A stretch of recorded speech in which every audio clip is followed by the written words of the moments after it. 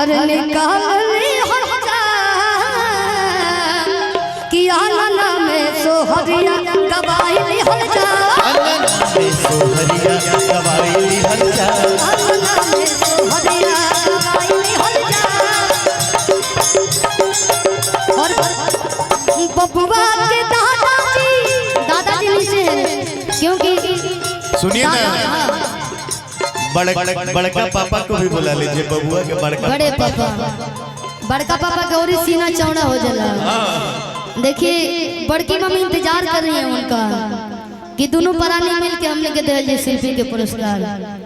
अरे बबुआ के बड़की मम्मी कहवा छुपी है बबुआ के बड़की मम्मी कहवा छुपी और छोटी दादी है क्या आपकी है ना।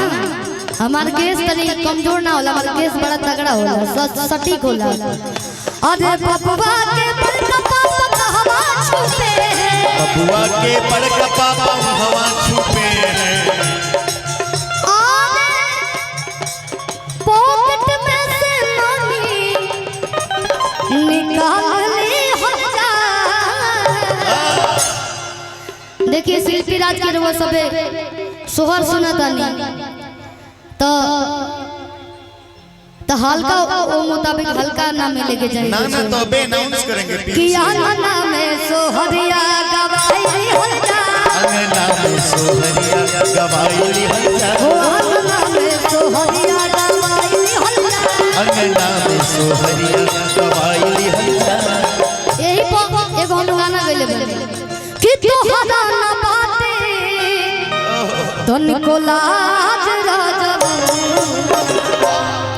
मिजाज पहले से बनल के शिल्पी राज के भव्य तैयारी हुई स्वागत होई अभी लेकिन मिजाज चेंज हो गया ऐसे हमारा गाना याद ना मिजाज चेंज नहीं करेंगे अभी सब हो कि तोहरा ना बाते तनिको लाज राजब छने छने बदले छने छने बदले तोहरा मिजाज राजब होके बाज राजब छने छने बदले तोहरा मिजाज राजब होके बाज राजब।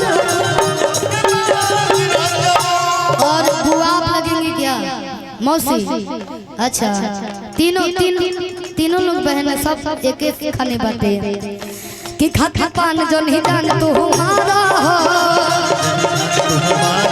और बाबू के दादा के तरफ से नाना के तरफ से चाहे दादा बोली चाहे नाना बोली है ना कि जोड़ी बनल रहे दुल्हा दुल्हीन की वो जोड़ी बनल रहे दुल्हा दुल्हीन की समधि समधि दुल्हीन के समधि समधि के वो जोड़ी बनल रहे दुल्हा दुल्हीन की समधि समधि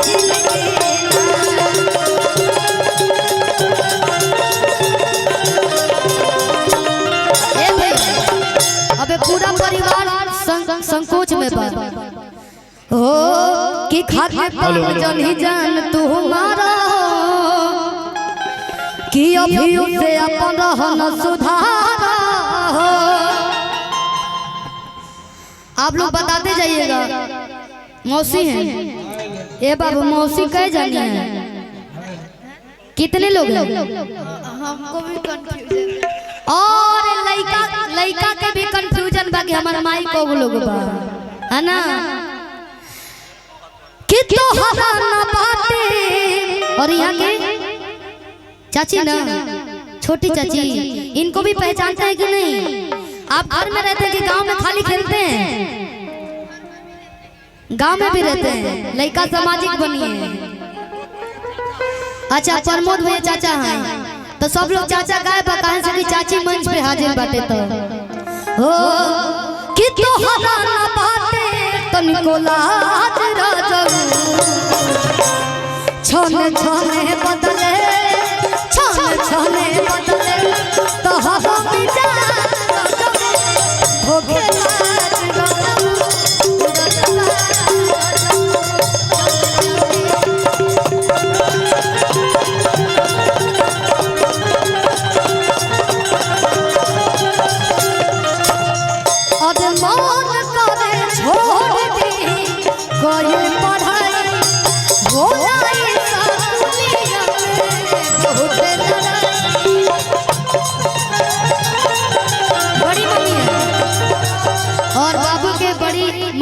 तरफ से ढेर सारा पुरस्कार कि धोते दोनों गाता खींच ले बातों पाटा।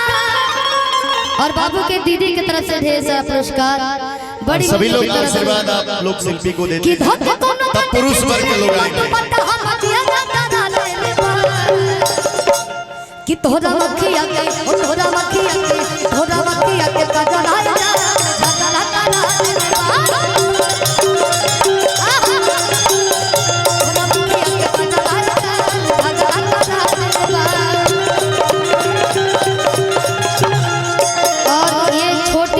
छोटी बहन की तरफ से, तो छोटी बहन को मेरे तरफ से ही पुरस्कार रहेगा क्योंकि मेरे से भी छोटी है ये। घर भर के पूरा जीमा हमारे का पार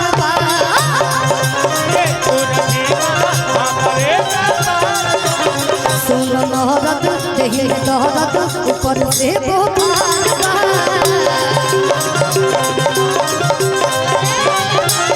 कि तोहर छुटक न के साथ नवत के दादा जी पूरा गांव भर घूम बनी के दादा जी।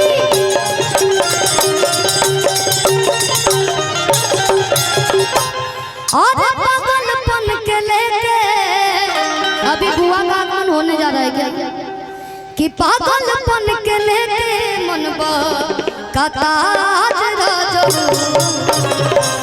छोले छोले बदले छोले छोले बदले तो हो मिजाज धोखेबाज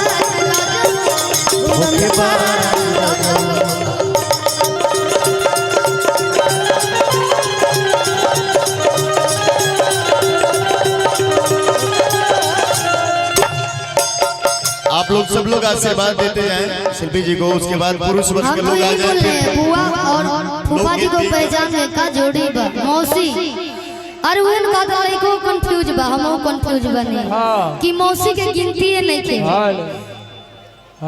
मौसी आपका मतलब ससुराल कहाँ हुआ? हाँ रामपुर कारखाना की ओर गए यहीं पे। तो अभी कितनी मौसी है बाकी हैं बताएंगे? बहुत सारी के मतलब समझ है कि माने पूरा गोपालगंज में मौसी लोग बड़ी लो हरे गो टोला 2-2 किलोमीटर पे। वही से सारा मौसी हाजिर बनी सब ढोलको बजवाई दिवाई मोनू भैया साली जी जाका। अरे मौसी मौसा जी दोनों जने के जोड़ी एकदम सुपर हिट। मोनू भैया का भी परिवार आ रहा है भाई।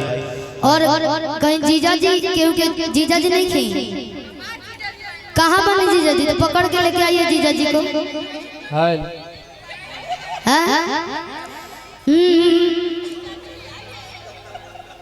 किरिल बने मंदिर के जट पाज जा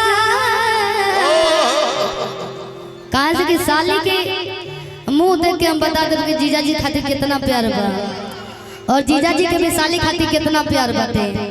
ये दिखावा नहीं। एगो हमारे जीजा जी लोग हैं कि 10 कोस फैले रहे कि शिल्पी कुछ बोल मत दे कि दिल बनी मंदिर के जट पाज जा आज वीडियो बना के। लेकिन ई गाना हमरा डांस करे पड़े जीजा जी के साथ रहो ना कोनो इज्जत के धजिए ना होई। ऐसा बात नहीं कि जहाँ पे पूरा परिवार हो अपने रिश्तेदार हो तो वहां पे कैसे हो सकता है? कि बुलेट बाज जा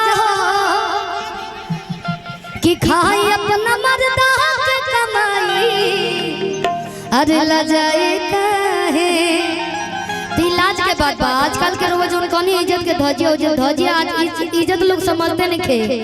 इज्जत लोग ताखा पे टांग देले बाटे है ना। अपना काम बनता भाड़ में जाए जनता यही हो रहा है। आप अच्छा काम करेंगे तभी भी लोग आपका टांग खींचेंगे, बुरा काम करेंगे तभी लोग टांग खींचेंगे। तो ध्यान नहीं देना है। मौसा जी ने बाबू मौसा जी को पहचानते हैं ना? आप बताइए मौसा जी लेकिन सबके मुहवा एक तरह मिलता है। हम का करी कंफ्यूजन में बनी। बेटा के भी मौसा के भी पापा के भी फूफा के भी मतलब फुआ के भी मौसी के सबके आ दादियों के मुंह मिलता है। भगवान का जोड़ी लगले बने परिवार में।